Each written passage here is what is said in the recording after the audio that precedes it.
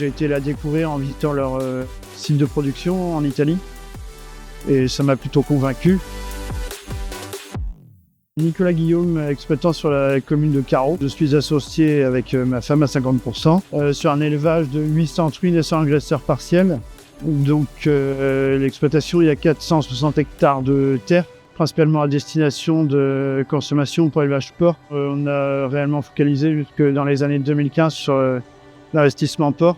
Donc on a investi au niveau de la FAF pour optimiser nos coûts de production et gagner 20 à 30 euros de la tonne d'aliments. On a d'abord fait tous nos systèmes de stockage et après on a investi dans du matériel de récolte et par la suite tout ce qui est matériel d'épandage.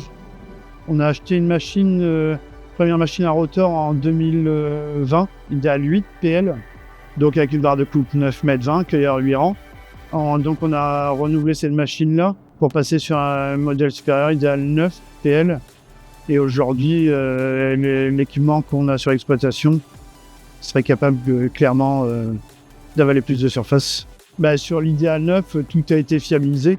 C'est une machine qui n'a eu aucun souci, qui est performante, qui a un travail de qualité. Parce que nous, avec le stockage qu'on souhaite, c'est un minimum d'impact sur les grains. Et les machines à rotor sortent un grain quand même de meilleure qualité. Ce qu'on apprécie de plus, c'est la gestion électronique. Après, au niveau confort en cabine aussi, une meilleure insonorisation. C'est un terrain quand même qui est plutôt vallonné. Donc la machine doit souvent régulièrement changer d'inclinaison. En plus du par-level, elle a le plastron inclinable. Et du coup, cette machine-là en 4 roues motrices a quand même nettement plus de performance. Donc sur la machine, on a la carte tour et l'instantané sur les rendements. Tout ce qui est échantillonnage, quand même, humidité et la pesée. Même si on recontrôle ici avec le pont bascule.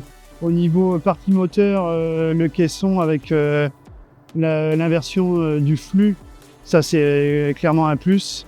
Et tout ce qui est partie graissage, on va dire journalier, ça se résume à, on va dire, 5 à 10 graisseurs jour. Et le reste, quand c'est fait une fois par semaine, ça lui suffit. De consommation de gasoil à l'hectare sur des bons volumes de paille avec donc la barre de coupe de 10,60 m. Compter environ 16 litres hectare pour un moteur de 660 chevaux. L'objectif de passer sur la neuve, c'était principalement de sécuriser le débit de la capacité de récolte et essayer de voir même un peu plus loin parce qu'on savait clairement qu'on allait sécuriser notre performance à la journée, quoi. La machine aujourd'hui est bien dimensionnée par rapport à nos capacités de stockage, les débits instantanés qu'on a sur l'installation.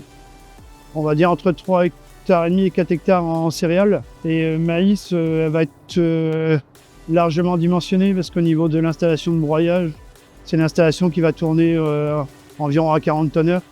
Quand la machine elle est capable de sortir 3 bons hectares à l'heure dans des maïs à plus de 100 quintaux secs, quoi. Et cette machine est capable de répondre à toutes nos attentes, quoi.